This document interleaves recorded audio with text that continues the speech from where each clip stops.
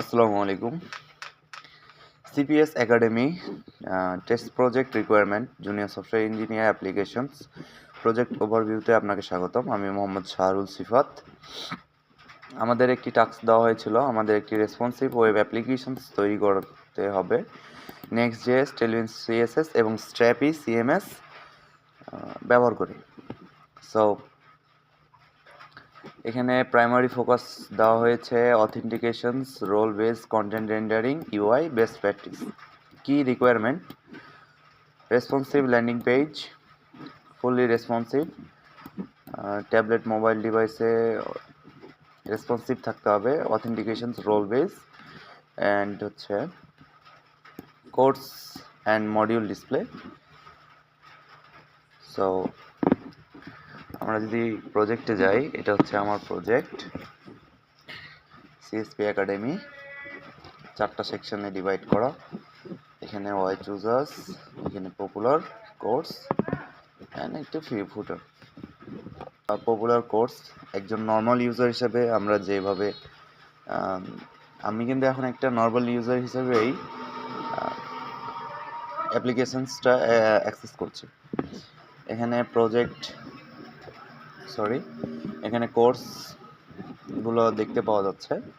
আমরা যদি কোর্সে ভিউ করি তাহলে হচ্ছে আমরা এটা হচ্ছে অনলি ফর অথেন্টিকেট ইউজার যদি অথেন্টিকেট হয় তাহলে সে কোর্সের ডিটেলগুলো দেখতে পাবে, আদারওয়াইজ সে 404 আনঅথরাইজ হিসেবে রিডাইরেক্ট হয়ে যাবে। আচ্ছা, দেন আমরা যদি এর অ্যাপ্লিকেশনসের মধ্যে সাইন আপে আসি তাহলে আমরা একটা নাম দিতে পারি টেস্ট 2 ডেমো 102, পাসওয়ার্ড একটা দিলাম,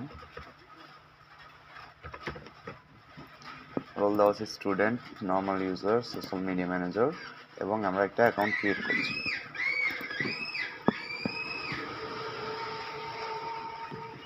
অ্যাকাউন্ট ক্রিয়েট হওয়ার সাথে সাথে আমরা দেখতে পাচ্ছি যে আমাদের এখানে JWT জেসন ওয়েব টোকেন নামে একটা সেশন স্টোরেজ, লোকাল স্টোরেজে এটা ভ্যারিয়েবল স্টোর হয়েছে। এটা আমরা ইন্টার দ্য অ্যাপ্লিকেশনস ইউজারকে অথেন্টিকেট নন অথেন্টিকেট এগুলো আমরা চেক করতে পারি এবং ইউজার নামে ভ্যারিয়েবলের মধ্যে ইউজারের সকল ধরনের ইনফরমেশনগুলো রাখা আছে। আমাদের অ্যাপ্লিকেশনের মধ্যে কোনো জায়গায় হয়তো বা আমাদের ইমেল প্রয়োজন হতে পারে, কোনো জায়গাতে আমাদের ইউজারের নাম প্রয়োজন হতে পারে, ইউজারের আইডি প্রয়োজন হতে পারে, যার কারণে আমরা ইউজার ভ্যারিয়েবলটাকে লোকাল স্টোরেজে স্টোর করে ফেলেছি। পরবর্তীতে আমরা ইন্টার দ্য অ্যাপ্লিকেশন সেটাকে ব্যবহার করতে পারবো।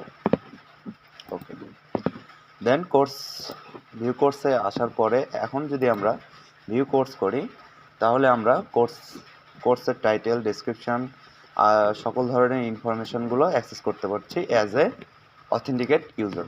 দেন আমরা এখানে দেখতে পাচ্ছি মডিউলের মধ্যে টাইটেল দেওয়া আছে এবং ভিডিও দেওয়া আছে।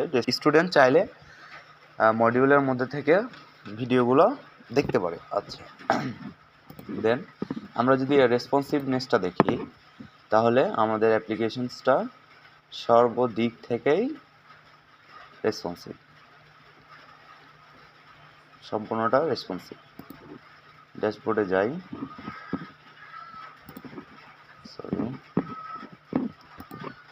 ড্যাশবোর্ডে আসি। ড্যাশবোর্ডে আসার পরে আমরা যদি এর মোবাইল ভিউ চেক করি, মোবাইল ভিউয়ে এমন, ট্যাবলেট ভিউ যদি আমরা চেক করতে চাই, আইপ্যাড মিনি এমনটা ভিউ কোর্সে এমনটা আসছে। এবং আমরা যদি মোবাইল ডিভাইসে রেসপন্সিভ চেক করি তাহলে এভাবে আসছে। কোর্সের মধ্যে যদি কোর্সের ডিটেলে যাই তাহলে মোবাইলে এমনটা আসছে, আর ডেস্কটপে তো আপনি দেখলেনই। চাইলে এখান থেকে আমরা ভিডিও প্লে করতে পারি। সো ধন্যবাদ, এই ছিল প্রজেক্ট ওভারভিউ। আরেকটা কথা বলিনি, সেটা হচ্ছে কি যে আমি ইউজারকে রোল বেস যে অথেন্টিকেশনের কথাটা বলা হয়েছিল, সেটা আমি হচ্ছে কন্টেন্ট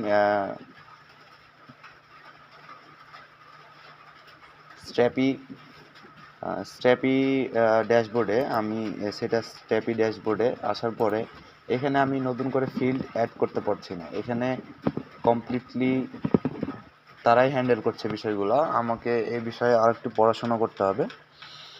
পড়াশোনা করলে আই হোপ আমি এটাও ফিগার আউট করে ফেলতে পারবো।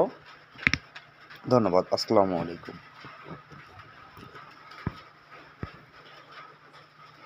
সেটা হচ্ছে আমাদের প্রজেক্ট রিকোয়ারমেন্টে বলা হয়েছিল যে আমাদের স্ট্র্যাপি যে সিএমএস প্রজেক্টটা, সেটা আমাদের রেলওয়েতে ডিপ্লয় করা লাগবে। বাট আমার এখানে ট্রায়াল এন্ডেড হওয়ার কারণে আমি রেলওয়েতে আর কন্টিনিউ করতে পারিনি। এজন্য আমি খুবই দুঃখিত। আমি স্ট্র্যাপি যে আমাদের ব্যাকএন্ড প্রজেক্ট, সেটা আমি স্ট্র্যাপি ক্লাউডেই হোস্ট করেছি এবং সেখান থেকেই আমরা এটা ব্যবহার করছি। ধন্যবাদ।